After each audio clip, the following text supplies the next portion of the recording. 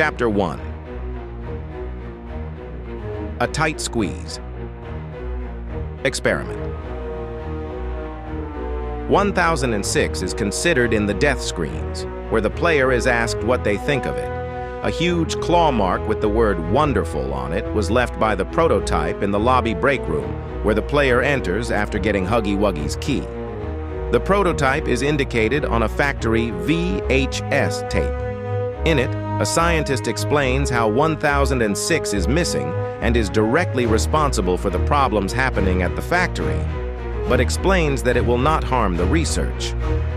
Huggy Wuggy's screams and roar are heard in the background, and the tape ends abruptly, indicating that either Huggy Wuggy or the prototype killed the scientist.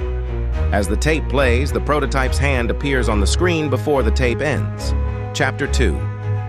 Fly in the Web. At the end of the chapter, Mommy Longlegs begs the player not to kill her, fearing that she will join him. After she dies, a large, thin metal needle hand belonging to Experiment-1006 grabs her remains and drags them into the darkness. Experiment-1006 is then mentioned on a VHS once again. In it, he is described as very intelligent, but also very destructive. It is even claimed that he made a laser to deactivate the cameras and escape. This ended with the death of an employee.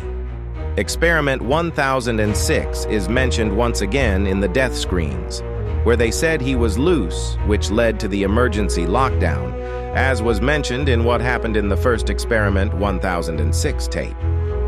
Chapter 3. Deep Sleep.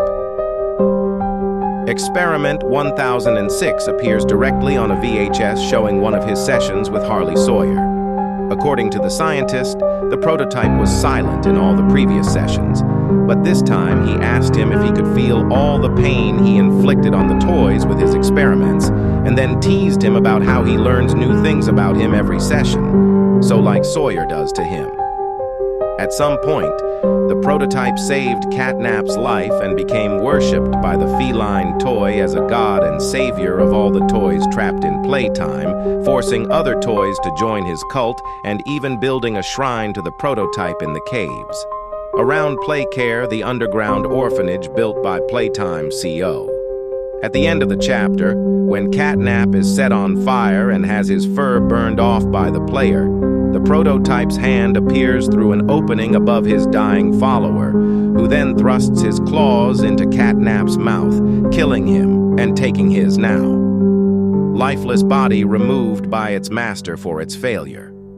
Soon after this, another VHS also reveals how Experiment-1006 orchestrated the escape of the toys and the massacre of the entire Playtime CO staff, including innocent visitors, in what became known as the Hour of Joy under his orders. With the player and Poppy using an elevator in the final moment of the chapter, the prototype presumably attacked Kissy Missy, where she was heard screaming in agony.